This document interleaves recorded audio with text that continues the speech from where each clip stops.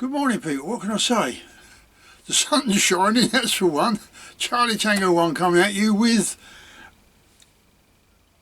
our 8R stove from his man cave. He's been stuck in there for a week doing all these leather orders, I might add. Right, it's another thing about the stove that I've noticed. I've got one here, and it's made in Russia, and I'll prove that. Okay. I'm not going to have it on this one today. Yeah, all the way from Russia. Now you tell me you can read that, and I'll call you a liar. Right, now this one, the difference with this one is, if you have a look at the throttle mechanism down there, I'll do it fairly close so you can see it. Can you see all that? Oh, where are we? That there. Let's turn it round again so you can see that. There it is there. Okay. Now,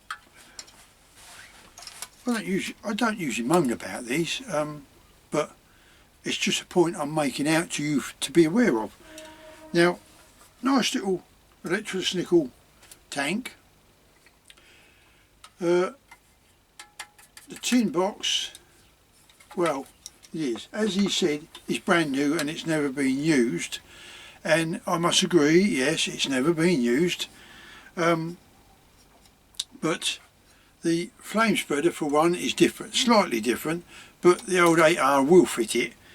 The bell is the same size, but working as a chief buyer back in the day on electromechanical engineering, you've got to know your metals and your diodes and your transistors and everything out. You've got to know all that stuff and all the metal, because I was doing a lot of security magnet stuff for doors and the like.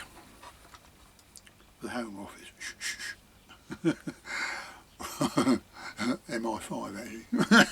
Right, so the difference I noticed with this one is it's not brass. I think it's a mild metal.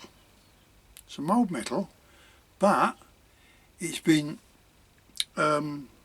zinc and colour passivated, which gives it that yellow look, which makes it look like brass. But having said that, I mean, I've stripped it just out of interest, like, to make sure I get the bottom of it. Same old bit of bandage in there, crepe bandage as a wick. It's got a spare, it has a spare, they use some sort of Violodon or rubber or something they've been using for inside the throttle mechanism. And you can see it's a grey finish, but it's, as he says, it's never been used, and it has not.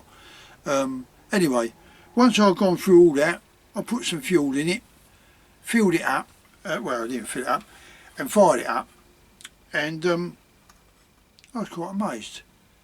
It has a good little roarer, good little stove, but just bear in mind, this is not brass work you're getting here. None of this throttle mechanism is brass, but you can live with that, can't you? Does it really matter? No, I don't think so. Right, patriotism. You'll find me on that site, Ray Townsend or Charlie Tango 1. There are some videos up there as well. If you click on, you'll see my ugly mooey up there. And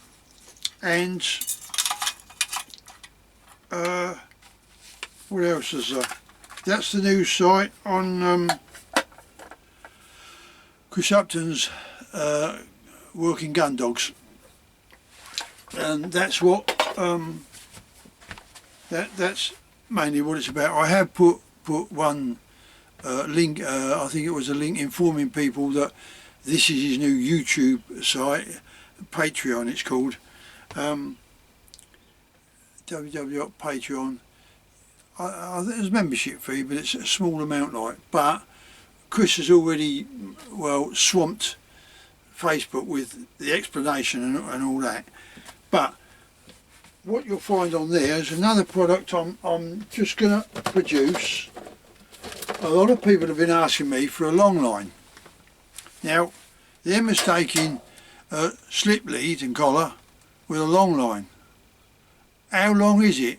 I went, well, the slip lead's 8 foot.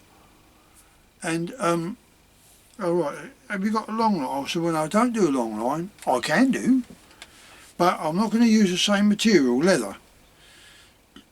Because for one, you can't get the long enough leather. So obviously I'm back to joining it again, which I don't really want to do.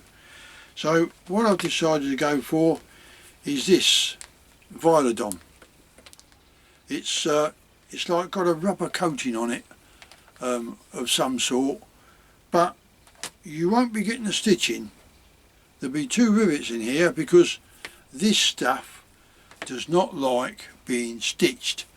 And I tried one and it all tangles on the underside. It just picks itself up from the stitch it's made, and you just get a one big bird's nest under there every time. I've tried all sorts.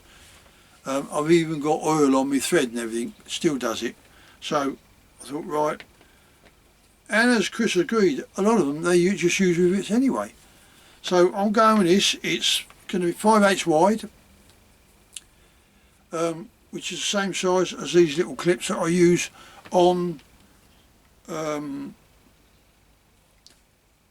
slip lead for little cockers. I don't do the thick ones, I just do the little thin ones. Where are we? Got one here. There's a little thin one. See? Same width as that. Let's, you know, so it don't prove me a liar. There you go. So that's what I should be using.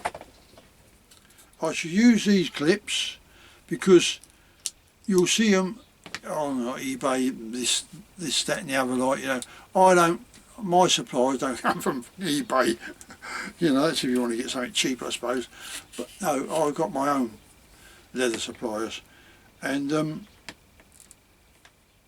that I carried on using when I retired. You get a trigger clip. Now, I suppose I've got to do it, bear with me.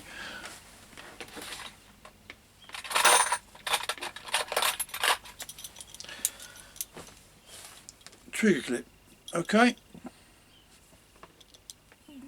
Swivel on it, swivels. But I ain't going to use them.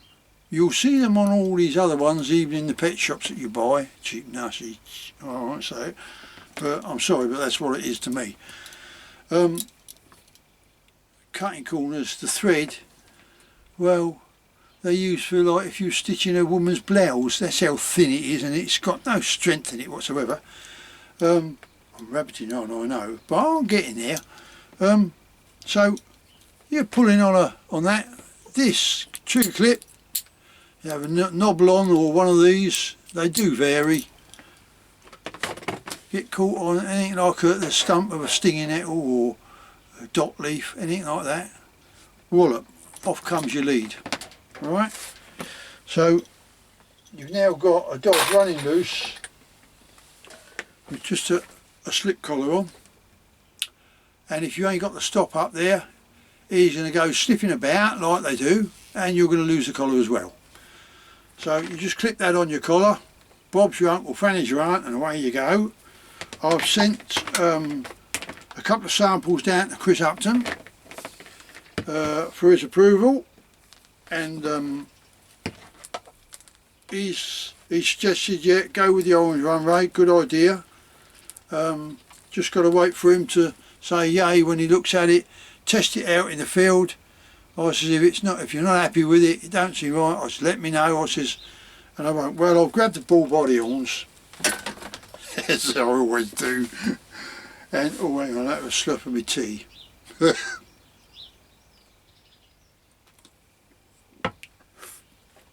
I say morning, but it's dinner time really, isn't it? And that's my, oh, dinner time tipple. Right, this box here contains my leather belting leather, the round stuff that we use for our collars, and a roll of the orange stuff. Now I've had to price that out. If on Patreon my phone number is there, I will give it out again now, because people are saying they keep, Chris is inundated with loads of work and they're ringing out, right, have you got Ray's number? Have you got? Now I've been putting it on the top of the videos, but it's surprising how many people don't read the top what the video is about. If you read it at the top, right at the bottom it says there phone number, and it's a mobile. And this orange stuff, it's not cheap. I initially sold, because I had a couple of samples, I got 15 feet I think, and I've sold one length off. That's all of one or maybe two. Well, I've cut my nose off to spite my face. What I've done there is so these are now, they're going to be £20 and they're 15 feet long, but they have to be, you know, £20 because I've divided the whole lot up and it comes down to £15 for 15 foot. So sorry, £20 for 15 foot. So I'm sorry, that's what I've got to do it at. If I do it any less, I'm doing it for nothing. I'm just doing it and I'm giving it to you. That's basically what I'm doing. And I've just forked out all that money, and it ain't cheap.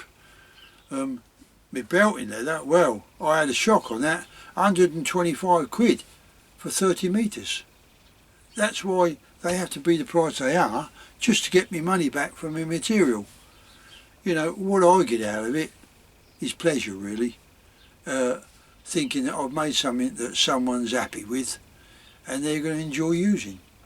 So I'm not going to go any further on that one, but so there I covered two items there. But these was right, made in Russia, this little thing, but and as I say, it is brand new. But even if they use brass, it's their brass quality is nowhere near as good as the English brass. You can't do a lot with it. It will not polish up.